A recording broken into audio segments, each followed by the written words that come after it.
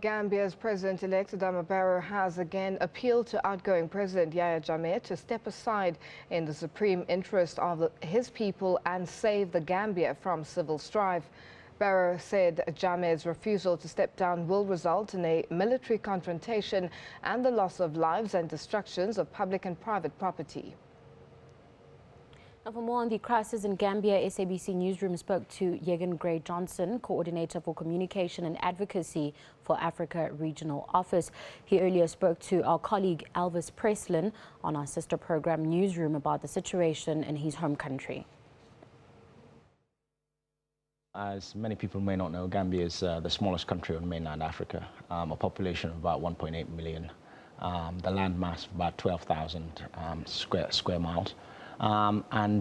Generally, it's the tucked at the furthest end of West Africa mainland inside Senegal.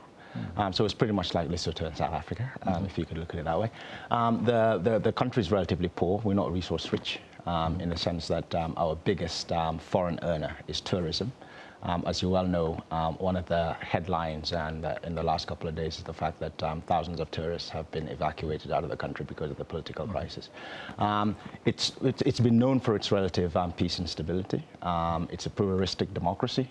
It's been and had a strong reputation for upholding human rights and rule of law up until 1994, which was then the regime was dislodged, and President Yahya Jammeh came in to power through a military coup, which was relatively peaceful at the time. But the human rights reputation has been shattered and deteriorated over time since his 22 years in power. Ironically, Gambia was also known as a bastion for upholding human rights. That is why it was accorded the privilege of hosting the African Commission for Human and People's Rights. So it's quite ironic that over the decade since President Jammeh has been in power, that reputation has been shattered based on the fact that there have been multiple disappearances, there's been accusations of torture, targeted killings, and also the shattering of the state institutions, including the judiciary and obviously also the legislature. The military coup in 1994, I just want you to take us back. What transpired there?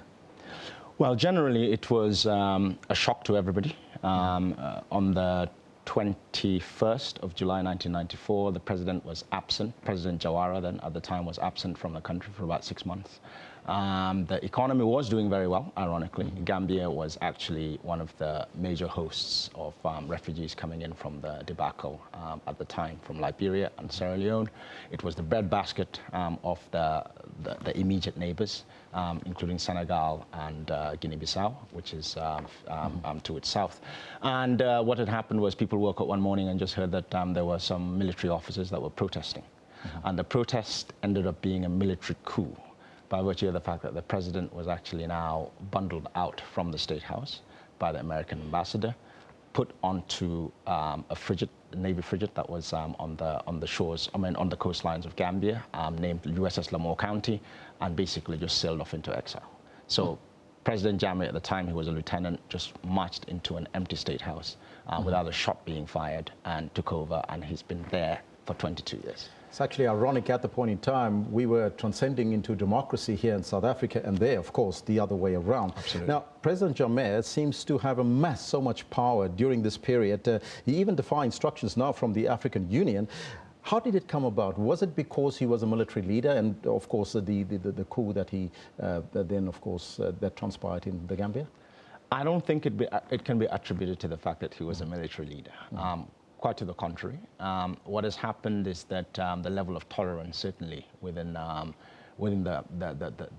phenomena of inculcating and consolidating a culture of democracy, especially within ECOWAS, which is the West African region of Africa, has been elevated to a point where there's absolutely zero tolerance for impunity. So his mindset could be attributable to the fact that he still thinks that we are back 22 years ago, whereby anybody can do anything, defy the courts, defy the will of the people, defy the international community, violate the Constitution, and also refuse to oblige by your responsibilities to uphold regional treaties, continental and international treaties. Here's a president that says that he was going to rule the Gambia for 1 billion years. He lost the elections. Yes. There was, everybody applauded him for his announcement that he was going to step down, and of course the presidency going to be handed over to Adama Barrow. Then he turned around.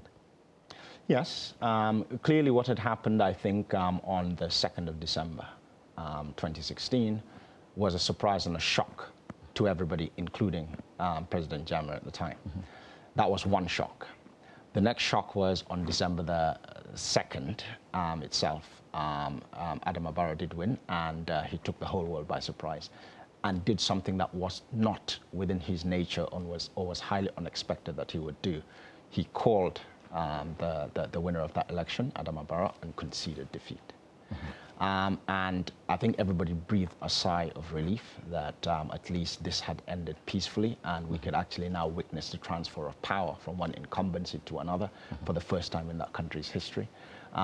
Those aspirations, those expectations were lowered and shattered a week later on December 9th, which ironically was the day that the world was observing International Anti-Corruption Day, and the most corrupt of practices started to happen. So we saw him refusing to accept the results, going back on his word, something that the African Union, under the chairmanship of Madam Zuma, called null and void and unacceptable. Everybody else followed suit. We saw that in the following days, he did everything he possibly can in his power to put up obstacles in the way of reforms, democracy, and the will of the people being respected, in the sense that he used the judicial system to try and push through a petition, which wasn't successful. He then moved forward and tried to get the legislature to put through certain illegal laws. That wasn't successful. And then now we found ourselves to this point whereby military intervention is actually apparently bearing fruit. It's D-Day today. Will Adama Barrow step in the shoes and be inaugurated as president? I think that is going to happen, whether he's inaugurated as president. They said earlier this morning that they would be inaugurated in the territory of the Gambia. Now, that you can take that in the literal sense, or you can take that in the legal sense. If it's in the literal sense, it means that he would be marched in from Senegal. He's currently in Senegal. And the troops that are actually now on the ECOWAS troops that are now on Gambian territory are expected to escort him in to be sworn in. If that is not possible, again, in the legal sense, he's in Senegal. All he needs to do is to march into the Gambian embassy in Dakar, which is Gambian territory, and be sworn in there. So either which way, he will be sworn in today. There will not be a power vacuum, and Gambia will end up having a new sitting president. Can we expect a bloodbath now? We're not expecting a bloodbath. If that were to happen, it probably would have happened in the early hours of this morning when the incursion and the military maneuvering started. We're not expecting that. All the reports that we're getting is the fact that the military, the Gambian military, are actually waving white flags and opening up to the ECOWAS forces that are coming in. So there's no expectation at this point of any conflict or exchange of fire.